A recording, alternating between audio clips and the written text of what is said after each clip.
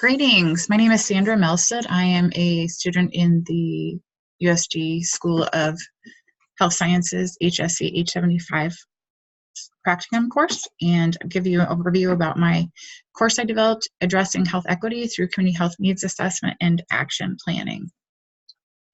The learning objectives that will be outlined in this particular presentation are to understand the background and overall purpose of the course, understand the design of the course, to describe the strengths and areas of improvement of course design, discuss the strengths and weaknesses of Fink's methodology.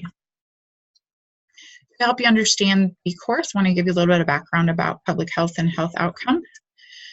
We know that health outcomes are determined by our zip code and really looking at those social, economic, and environmental factors that impact health outcomes. To really make a change and impact in health outcomes, we need to address those particular factors that impact health outcomes. And we know that the zip code is a better predictor of health than our genetic code. Understand how to impact health outcomes, and it's important to understand the factors that affect health outcomes. The County Health Rankings and Roadmaps has developed a model that looks at addressing those factors that impact health outcomes, specifically looking at health behaviors, clinical care, social environmental factors, and physical environment. And you'll see that social and economic factors impact 40% of our health outcomes, and we look at that. It's really impacted by poverty, lack of education, a lack of employment opportunities, poor housing, and really impacted by the distribution of money, power, and resources at all levels. So to understand social determinants of health, we know that we can achieve health equity in a community if we can address those particular social determinants of health. When we talk about health equity, we're really looking at everybody has the right and equal opportunity to be healthy. Robert Wood Johnson Foundation defines health equity as one that everyone has a fair and just opportunity to be as healthy as possible. And really that looks at moving obstacles such as poverty, discrimination, and their consequences, looking at powerlessness and lack of access to good jobs with fair pay, quality education and housing, safe environments, and health care. So if we really want to impact and reduce those health inequities, we know it's important to address those social determinants of health, or looking at social inequities, institutional inequities, and even those living conditions in order to improve those health behaviors, reduce disease and injury, and improve long-term life expectancy. So one way that we can impact and address health equity or inequities is looking at through the lens of public health. When we talk about public health, we're looking at the science of protecting and improving the health of people and their communities. Public health is really focused on population level versus an individual level. When we talk about public health practice, it's really centers on multiple different strategies. The Essential Public Health Services has been in place for many years and really focuses on assessment, policy development, and assurance to address the services that are being provided to address public health, which really focus on preventing disease or injury, protecting the health of a population, promoting healthy lifestyles, utilize those for strategies such as educational programs, disease surveillance, program evaluation, and even outbreak investigations. One way that we can help address public health practice is through developing professionals to be prepared to practice and address those essential public health services. The Masters of Public Health degree is one that is widely recognized and valued as a degree that can prepare individuals to practice and lead in public health. Not often geared towards teaching or research, but what can be, and individuals tend to be employed in a diverse sectors across a community, nation, region, and really have the ability to make that impact on health outcomes. Common areas of study that you often see within a MPH or a Master's of Public Health are diverse depending on the school and the program across the nation and world.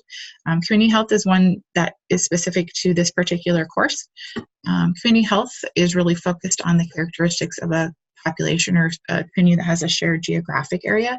When I look at a community, it could also be a neighborhood, a city, or an entire region, but really what we're looking at is to look at that through the lens of the community structure, understanding the roles that those structures play in promoting a healthy life. So now we have a little bit of background about the public health and health outcomes. The overall purpose of this particular course is to help support and build up the capacity of the online Masters of Public Health program offered with the University of South Dakota and South Dakota State University, which focus on building public health practitioners and leaders to address public health needs in rural communities. The core areas of this program are looking at biostatistics, epidemiology, health services administration, social and behavioral sciences, and environmental health. They currently have 30 hours of required coursework and then 12 hours of credit hours that are through supporting area coursework. So this particular course would be made available through those supporting area coursework as an elective for students to enroll in if they choose. The course has also helped support the evidence-based public health framework, which really is meant to guide public health professionals through evidence and the particular modules within the framework, including assess the community and also conducting action planning and implement a program policy to help address those particular health outcomes. So within that evidence-based public health framework, there's two particular components that help address the health outcomes of a community and public health practice, one being a community health needs assessment. And when we look at that, that's really a multi-sector collaborative process informed by data. It's a structured process, often conducted in collaboration with other community groups and organizations, really focused on determining the health status and needs of a community, those priority health issues, and identifying what are some strategies that can be identified to address those health outcomes. And then the action plan is taking all that information gathered from the assessment and developing a written document that outlines those particular strategies and improvements that will address those priority health issues, looking at goals, objectives, evidence-based strategies, taking into consideration resources available to help support and address those strategies, and really what are those measurable outcomes that we want to see through that community health needs assessment action planning process.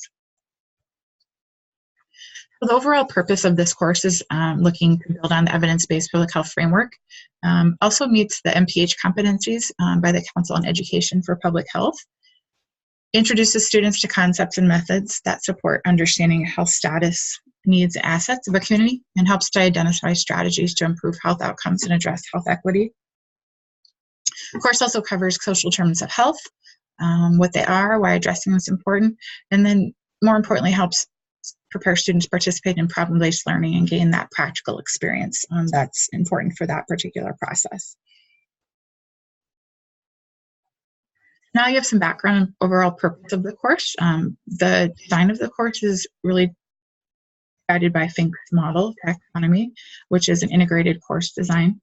It is a relational model or integrated, as we like to say, really looking at the integration of learning goals, teaching and learning activities, and feedback and assessment. The important piece of this is to really understand the integration of these three particular areas, but also to take into consideration the situational factors that can impact those teaching and learning activities and feedback and assessment.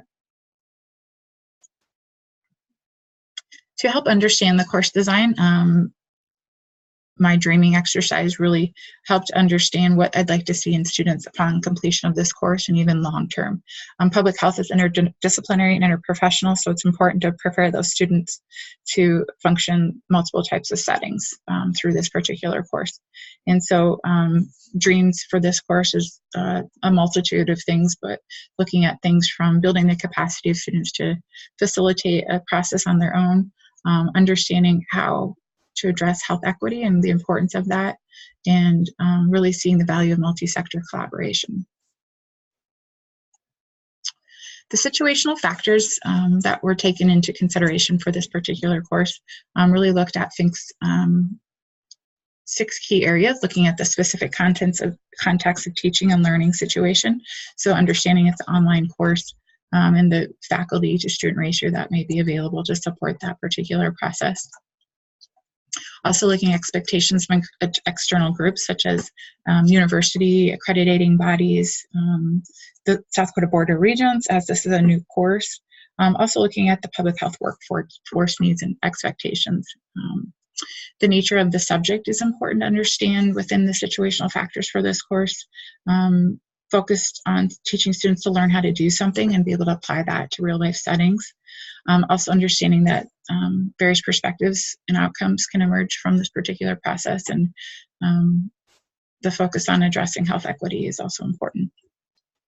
Learners for this particular course are online students, graduate students who are adult learners, and so taking those things into consideration, as well as a typical online learner who tends to be active learners. So taking the characteristics of those into play, with also understanding the experiences that students bring into the course are important. Characteristics of the teacher: I have many years of experience facilitating this process, and worked with communities to facilitate this, as well as developed resources to support the field of practice. And then pedagogical challenges really be just teaching students how to apply these to the real world settings, and then understanding the impact that health inequities have on a community. So all these factors are taken into consideration with developing the course. The learning goals for this particular course are based on Fink's model, a taxonomy, looking at foundational knowledge, application, integration, and human dimension, caring and learning how to learn. They are really diverse, but also looking to build on the focus of the course, which is looking at addressing health equity through community health needs assessment and action planning, but also engaging students to understand the value impact that addressing health equity is for. Educational assessment is built off of taxonomy's model, Fink's taxonomy model, looking at fourfold prong model, forward-looking assessment. So some examples looking at community engagement assessment, data collection plan, or community health action plan, things that students would be looking at having to experience in real life. Also looking at self-assessment, so through quiz, peer critique of a PowerPoint presentation, and even through discussion boards, also applying performance criteria to work and relevant criteria. Also looking at applying criteria and standards to those assessments, so through rubrics, a quiz to engage students in answering the question right or wrong. Then also looking at the fidelity feedback, so as an instructor providing discussion board responses, grading feedback that's timely, appropriate, and considerate of content and individuals in the course. The teaching activities are focused on problem-based learning. And this is a strategy that this course is really focused on. Students are really prepared to understand how to deal with a problem they may encounter in the real world utilizing this strategy. So for example, in this particular course, students will be tasked with identifying a real community and taking the steps to help facilitate this process throughout the course, and understanding how to address particular health issues that they may identify through this course. The important thing is to know that problem-based learning really begins with that experience that those students bring as well. But the idea is that there's a sequence of activities that students can utilize both in class and out of class activities, and really built on experience, information, ideas, and reflective dialogue. Learning activities for this course are diverse in nature. They include discussion boards, required readings and videos, lecture, assignments that focus on things such as data collection, a case study review, and even conducting a subject matter expert interview to help understand the experience that a local community had with facilitating a community health needs assessment process. Students will utilize the discussion board to engage with fellow students to address discussion board questions and enhance learning. And really look at activities that include getting information, ideas, reflection, and direct doing experiences. The learning goals for this course, as well as the assessment and learning activities, are outlined on your screen.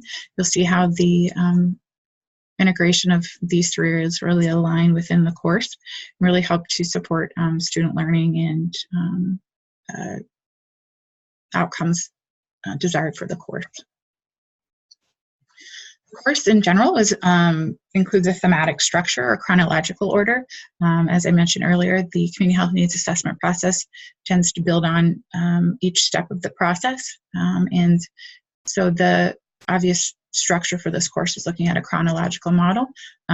You'll see on your screen the modules that are outlined for this particular course, and they all build upon one another to help really focus on that final product of that community health improvement and action plan process.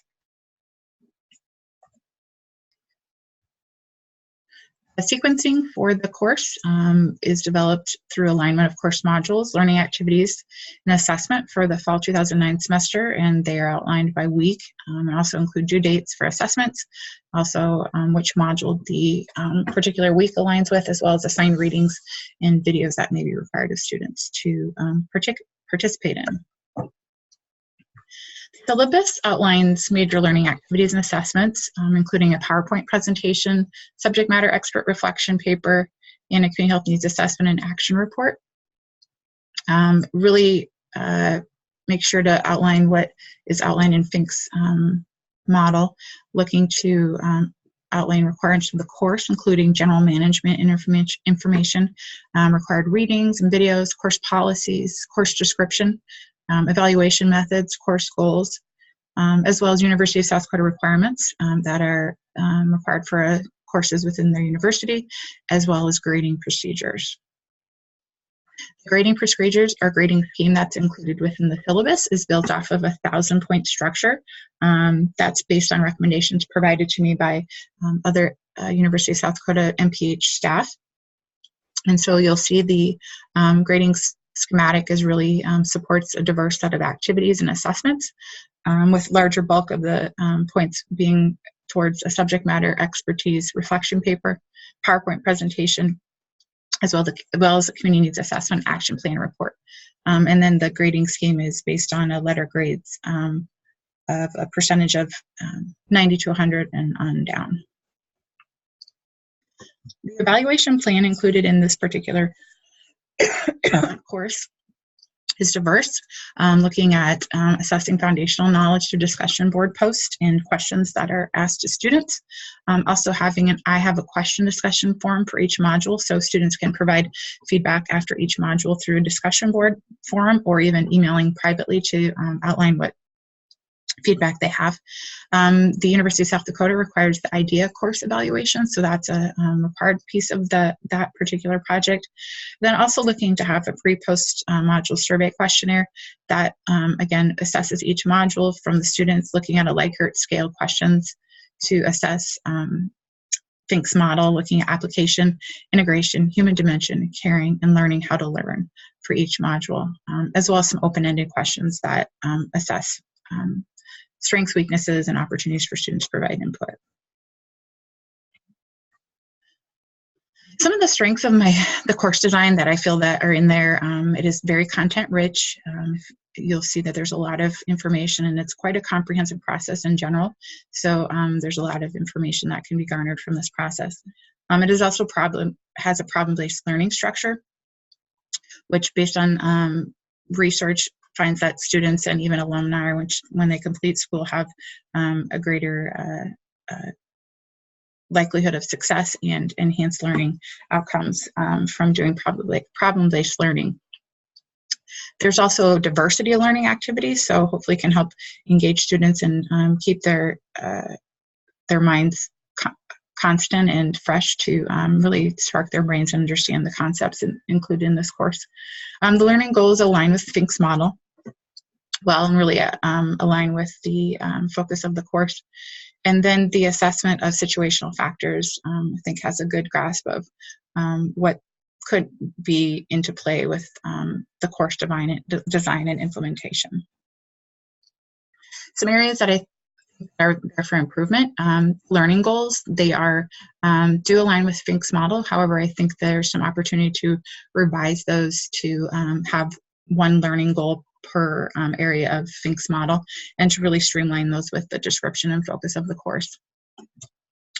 Some of the learning modules or the readings are might be a little too much in depth and large quantity, so I think important to streamline those. Also the learning activities and assessments, again, there may be opportunity to refine those a little bit more, so there's a few less assignments required for the particular course, but make sure their learning is enhanced. And then the evaluation methods, I think there's some good start to that, but I think there's some opportunity that I can do to enhance the evaluation methods included in for this course. And then finally, looking at the strengths and weaknesses of Think methodology. One of the strengths that I think I've outlined from the literature, looking at it really does support an integrated approach to learning, which, as Think's model looks at, is really the direction that learning in higher education is looking to go.